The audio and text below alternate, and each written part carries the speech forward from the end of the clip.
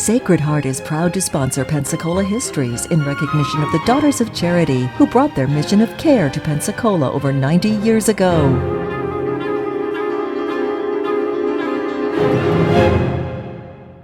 Hello and welcome to our stories of Pensacola, North America's first place city.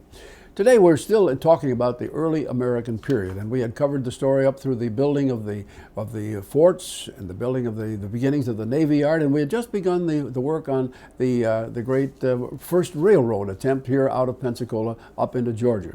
We had established the first church, and let's return now to the story of the railroad. Things were going extremely well in the financing and the actual construction.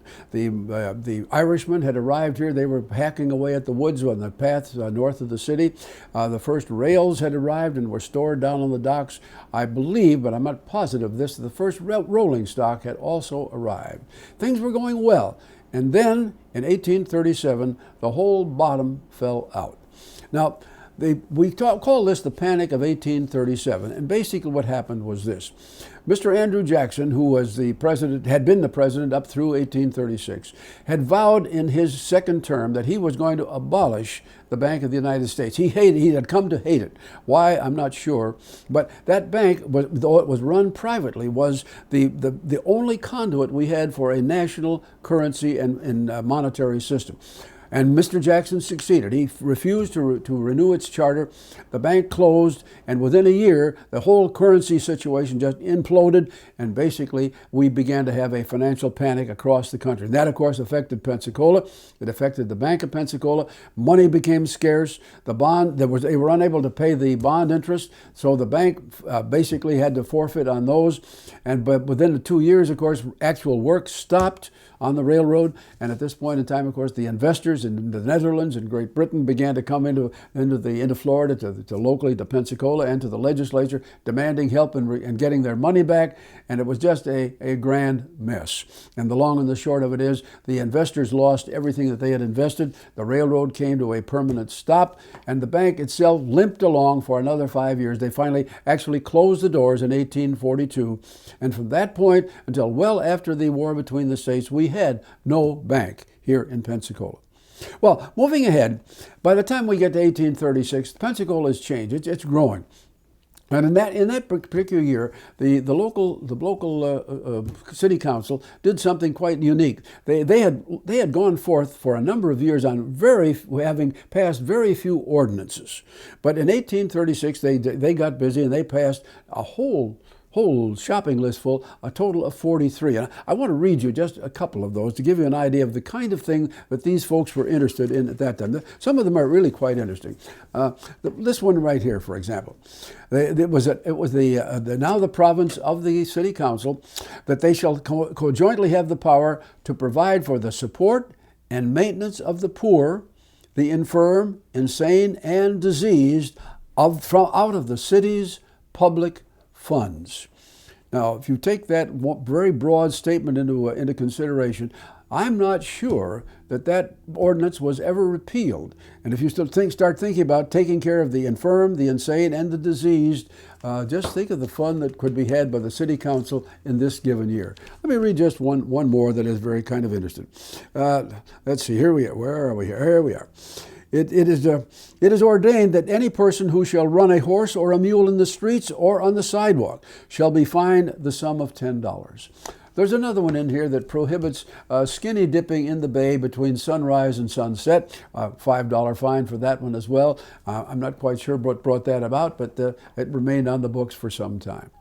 Okay, as we approach 1837, just about this period, things are changing across the entire United States. We have three issues which are beginning to surface as divisive between the North and the South. The first of these was the tariff. The infant industries along the Northeast, of course, had sought the tariff to protect them against the lower cost materials being brought in from Britain and otherwise. Now that tariff increased the price of everything that was purchased in this country, and people in the South were very unhappy about this. They saw it didn't make any difference where they bought or whose goods they bought. They were going to pay more, and they didn't like that. That was issue number one. Secondly, was the issue of slavery.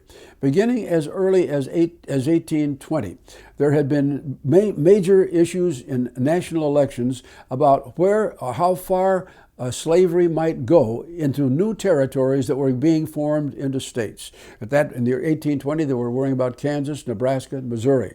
By the time we get into the 1830s, now we began to worry about what would happen to Texas, which was become part of the United States, in which some people were saying, well, Texas is huge. Let's divide that into 5 or 6 different states.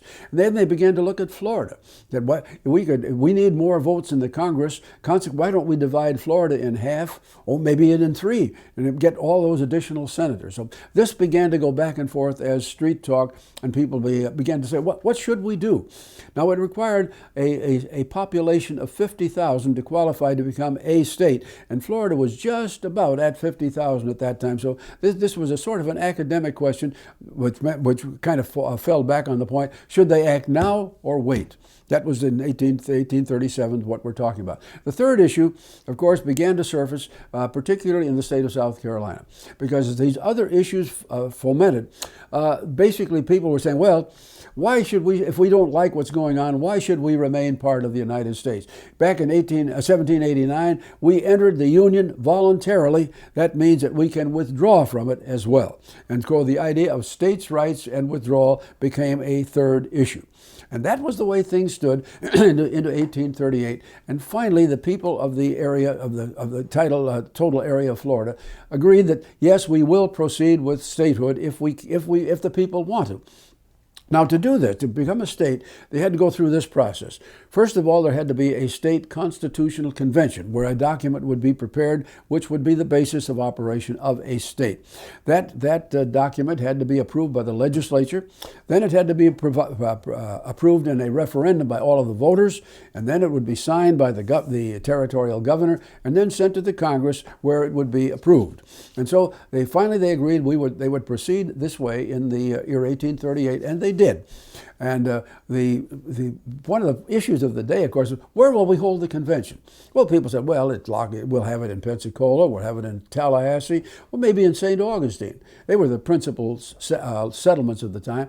But where they finally ended up holding it was the little village of St. Joseph, which is today's Port St. Joe, because St. Joseph had become a cotton export center, and it was a very aggressive community, and they agreed to build a hotel and a meeting hall big enough to stage this convention. And so people said, well, let's hold it there, and they did. The principal delegate from Pensacola was the editor of the newspaper, a man named Benjamin Drake Wright. And Mr. Wright was a constitutional scholar. He was a lawyer, and he admitted in his editorials before going that he was against statehood. But once he was there, went through all of the arguments and so forth, he voted for it. And the argument was, the Constitution itself was written. It was approved by the legislature, sent to the voters. And the next time it's a rainy day on election day, and you say, well, my vote really doesn't count. I don't have to go out there today. You want to kind of remember what happened at this time.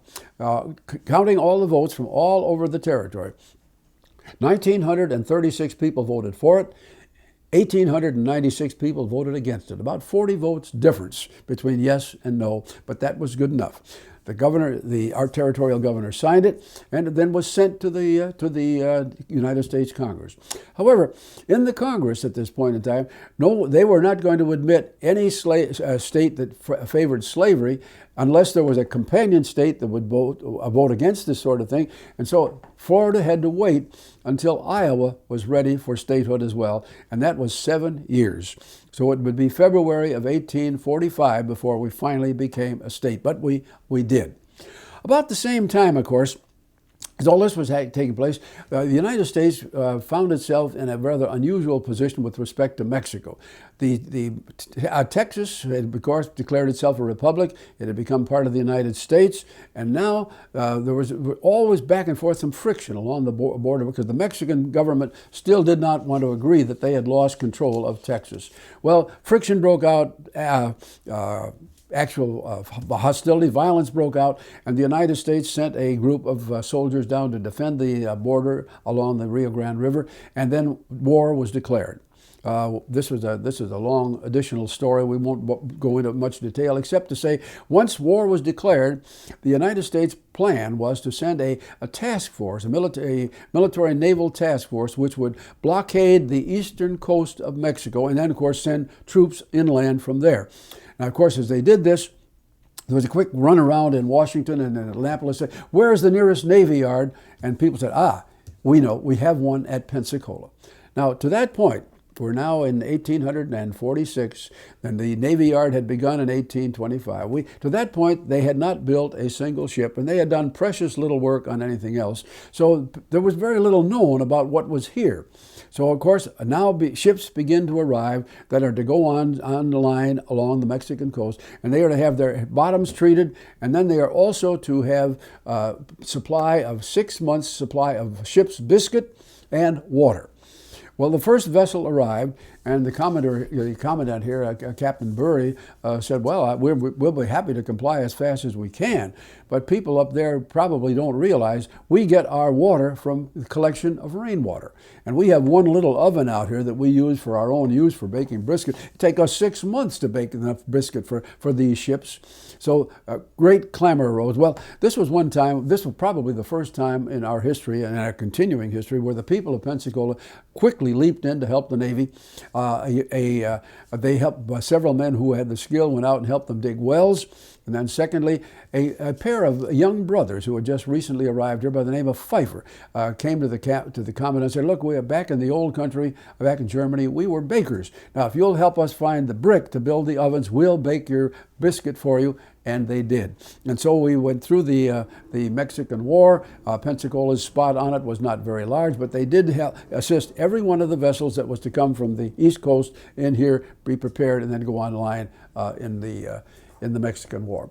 Well, another couple of years go by after that, and by the time we get to 1850, there is the three issues I mentioned earlier are really festering up there, and some of the members of our legislature are very unhappy about the way one of our United States senators, Senator Hugh Lee, has voted in Washington. They don't like what he's doing. He's from Central Florida, and they just aren't happy with him. So they decide they're going to replace Senator Hugh Lee with another man, and the man they chose was a man who was an attorney, practicing in South Florida, and he also had acted as a federal customs agent very successfully, and his name was Stephen Russell Malory.